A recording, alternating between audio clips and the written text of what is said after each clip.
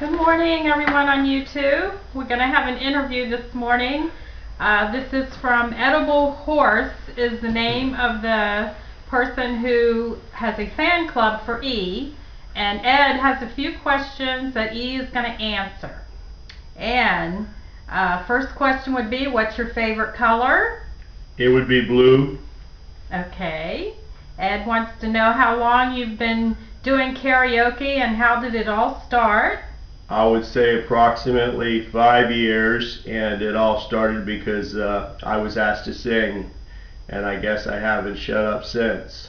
You really have a good mix of music, Ed says, and he wants you to tell how your karaoke video thing's set up.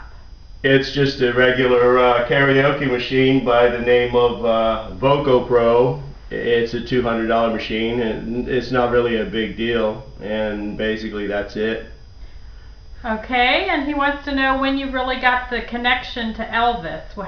Were you a young man or just a few years ago? Well, I was raised on Elvis by my mama from the day I was born, going to all the shows, etc., listening to the music, and I lost contact back in 1973 right after Aloha Hawaii. And I didn't get back into Elvis until probably in the year 2005 when I was asked to, and it just happened. He wants to know how you found out you were so damn gifted. Well, basically I'm not, but I would like to find out myself. Have you ever eaten any of his poke salad? No, basically I don't even know what the hell it looks like. I think I'd be afraid of it. Is Sky your son? He's your biological son. Of course correct? He is. He's got my exact voice, my mindset and stuff. The only difference is that he has more of the features from Scylla's parents and family. And what about Scylla? Was it love at first sight with me? Of course it was, and it still is. Of course. Was Sky a troubled youth, and do you think Sky inherits the talent? No, Sky was always a good boy, and his talent is natural. It's his own. Alrighty. He wants to know if you have any fear of me or Sky trying to show you up during your performances, which he should know you're the performer. And no, I don't have any fear of that at all, believe me. From what I can tell, he said, your main influence is the King, but you seem to have a history of classic rock also. Did you see many rock concerts when you were a teenager? And if so, could you share some memories of them with him? Well, we saw the Rolling Stones live in concert, Voodoo Lounge tour, and the other tour was No Security, which were a hell of a lot of fun, and I really don't remember much except it was a good time. We've seen Rob Thomas and Matchbox 20 a few times, and we've been to quite a few others. Fleetwood Mac. Yeah, we've been to quite a few. We don't want to keep going. Those groups. Did you ever see Elvis perform live? No, 1977 we didn't have the right arrangements to get there. We were 30 minutes away, and we missed one of his final concerts. And have you ever performed with a band? I've performed with approximately 30 bands, at least 30 bands in the past 4 or 5 years, probably more. Okay, you've covered a lot of musical ground in your videos. How do you go about choosing songs? Basically I go by what I like, what I feel that others will like, with a good beat, and things that I remember hearing on the radio a lot when I was a teenager. And he knows you're busy doing some Christmas songs at the moment, but they want to know if they can request a song. Well, sure, I would be glad to hear any requests. I can't do them right away, but I would write them down and I would do them sooner or later.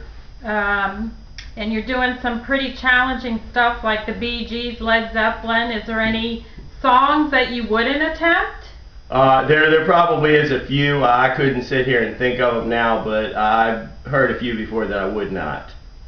Okay, and what do you do when you're not karaokeing? What do you do for a living? I'm a self-employed cabinet maker and installing custom cabinets, and it's an expensive thing for people to buy when you buy custom cabinets. It's a lot higher labor goes into it cost than the store. So right now, economically, work is very slow. And Annie wants to know if you prefer paper or plastic. Well, we buy all paper, plastic cups and plates to use since she don't like to wash dishes.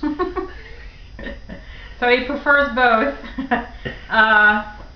Joan wants to know if you have any roots in Chicago or the Midwest. No, I don't. And Ed, you're pretty, says you're a pretty flashy dancer. Who does your wardrobe? Dancer or dresser? If it's dresser, and you're flashy with your I do it dancing. myself, and the reason I started was because many people I've met in public have told me they would like it if I got creative. I put a guitar or an E on my shirt. It gives them a way to identify with me. What they mean by that, I don't know. Has anyone ever told you you look like Neil Young? I have had about 2% a year. I get out of 100%, I get 2% a year that do say the same thing, and sometimes I've seen it in a few off pictures myself. I've seen a resemblance on my bad nights. And one more question from Ed. I really thought you were enjoying yourself while singing Rebel Yell. Or out of the videos on YouTube, do you have any favorites? I have many favorites, and I couldn't even think of any of them right now. Okay, we appreciate you asking all these questions for E, and I'm glad you have the fan club going for him, and I guess anybody who's interested could check you out on YouTube. His name on YouTube again is Edible Horse. Thank you. Have a good day. All right, my name is Eric. You can call me E as everybody else does. And thank you very much for being kind and doing whatever you're doing. I don't have a whole lot of faith in a whole lot of people because there's a whole lot of tricks out there. But anyway, I want to wish you all the best and say hello to everyone and say hello to Dylan. All right, thank you very much. Thank you. Have a great week. Bye-bye. All right, bye.